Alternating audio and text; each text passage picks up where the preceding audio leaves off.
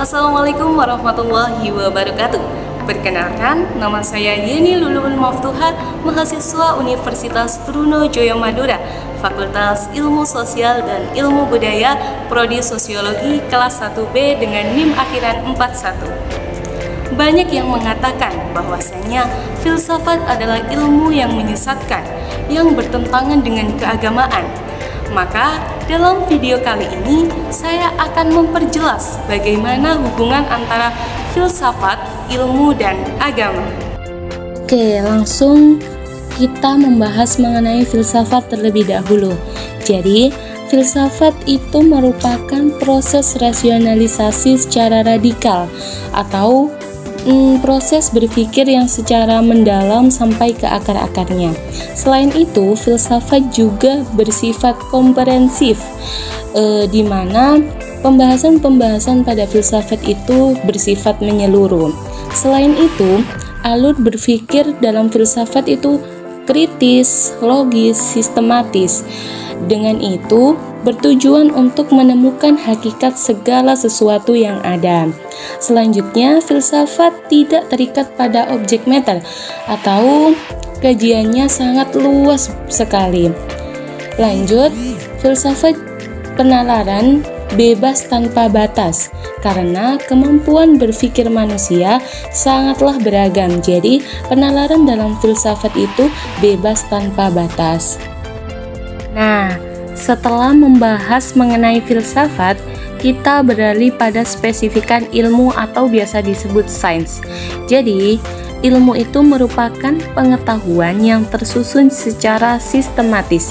Artinya, tidak semua pengetahuan itu disebut ilmu, tetapi kalau ilmu sudah pasti sebuah pengetahuan. Kemudian, ilmu itu berasal dari penginderaan atau kemampuan panca indera manusia dan juga dari pengalaman-pengalaman yang telah dilakukan oleh manusia.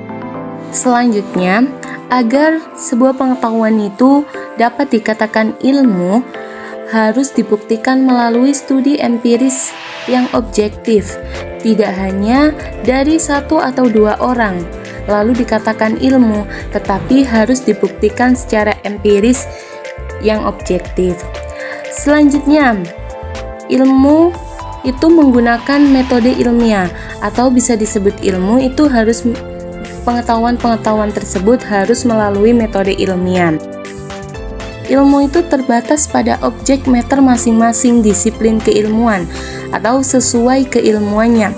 Seperti kalau kita membahas mengenai ilmu kedokteran, maka kita fokus pada ilmu kedokteran. Bisa jadi kalau kita membahas mengenai keilmuan biologis, kita akan fokus pada keilmuan biologis. Jadi tidak boleh lintas ilmu. Oke, kita lanjut pada aspek ketiga, yaitu agama. Jadi, agama adalah seperangkat sistem kepercayaan terhadap Tuhan. Terus ada apa aja sih di dalam agama itu? Jadi, agama itu meliputi keyakinan kepada Tuhan, aturan-aturan Tuhan atau pelaksanaan ritus-ritus tertentu. Selanjutnya ada konsep hubungan antar makhluk Tuhan, mau itu sesama manusia atau dengan alam sekitar seperti hewan, tumbuhan, dan lain sebagainya. Kemudian, agama itu terbatas oleh dogma-dogma keagamaan atau bisa disebut dengan wahyu ilahi. Selanjutnya, agama itu bermuara pada ketenangan jiwa bagi para pemeluknya. Jadi, orientasi utamanya adalah ketenangan jiwa bagi pemeluk-pemeluknya. Oke, jadi setelah kita membahas mengenai filsafat, ilmu, dan agama, letak persamaannya di mana sih? Jadi, persamaan filsafat, ilmu, dan agama itu ada pada yang pertama, bertujuan memperoleh kebenaran, walaupun kebenaran tersebut berspektif berbeda-beda. Selanjutnya, yang kedua yaitu persamaannya bersifat metodik dan sistematik. Dan yang ketiga yaitu causality centered atau menjawab permasalahan sebab dan akibat. Jadi ada masalah dan juga ada solusi dari masalah tersebut. Ini adalah persamaan dari filsafat, ilmu, dan agama. Selanjutnya, kita akan mengeksplorasi lebih lanjut bagaimana distancing dari filsafat, ilmu, dan agama. Jadi, pada gambar ini ada aspek dari filsafat, ilmu, dan agama. Aspek yang pertama yaitu sifat kebenaran. Sifat kebenaran dari filsafat adalah subjektif, sifat kebenaran dari ilmu adalah objektif, dan sifat kebenaran dari agama adalah mutlak atau benar. Kenapa bisa gitu? Kita lanjut pada aspek kedua. Sumber dari filsafat adalah akal budi atau rasional. Kenapa kok sifat kebenarannya subjektif? Karena akal budi atau pemikiran manusia itu berbeda-beda, jadi bersifat objektif. Sedangkan sumber dari ilmu adalah fakta empiris. Jadi dengan adanya fakta empiris, sifat kebenaran dari ilmu adalah objektif. Selanjutnya, sumber dari agama adalah wahyu Tuhan yang sifatnya mutlak atau benar. Aspek selanjutnya yaitu stimulan. Stimulan dari filsafat adalah keraguan, di mana dari adanya keraguan kita berpikir mengenai keraguan-keraguan yang ada pada pemikiran kita. Selanjutnya, stimulan dari ilmu adalah rasa ingin tahu, dan stimulan dari agama adalah keyakinan. Oke, lanjut pada aspek yang keempat yaitu pendekatan. Jadi filsafat itu menggunakan pendekatan pemikiran radikal karena sumbernya dari akal budi atau rasional.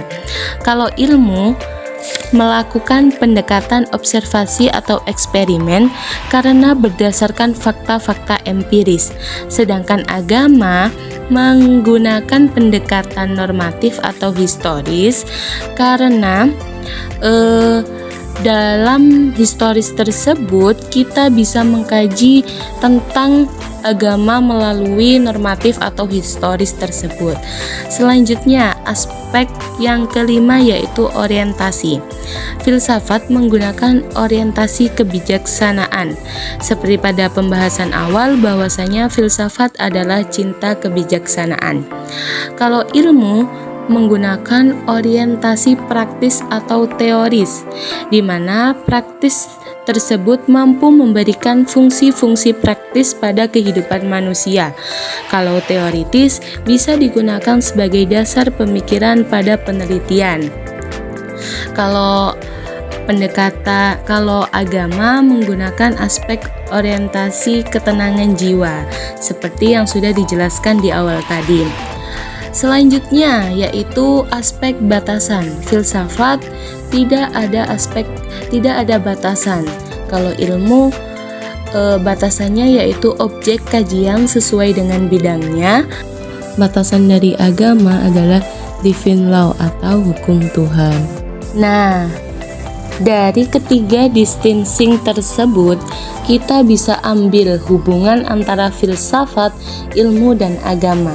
Jadi, untuk filsafat sendiri fungsinya untuk merasionalkan hakikat dari segala sesuatu, termasuk hakikat dari sebuah disiplin ilmu tertentu. Sedangkan tugas dari ilmu itu untuk menyelidiki proses dari hasil masing-masing objek studinya. Dan agama itu sebagai kontrol terhadap proses pencarian hakikat kebenaran dari segala sesuatu sehingga tidak bertentangan dengan ajaran Tuhan. Jadi, filsafat itu untuk merasionalkan, ilmu untuk menyelidiki, dan agama untuk kontrol. Itulah hubungan antara filsafat, ilmu, dan agama. Jadi, sampai titik ini kita bisa memahami bahwa filsafat, ilmu, dan agama itu berjalan secara beriringan, bukan malah saling bertentangan, walaupun ada batas-batas tertentu yang tidak boleh kita langgar. Mungkin hanya itu yang bisa saya sampaikan, kurang lebihnya mohon maaf. Terima kasih banyak. Wassalamualaikum warahmatullahi wabarakatuh.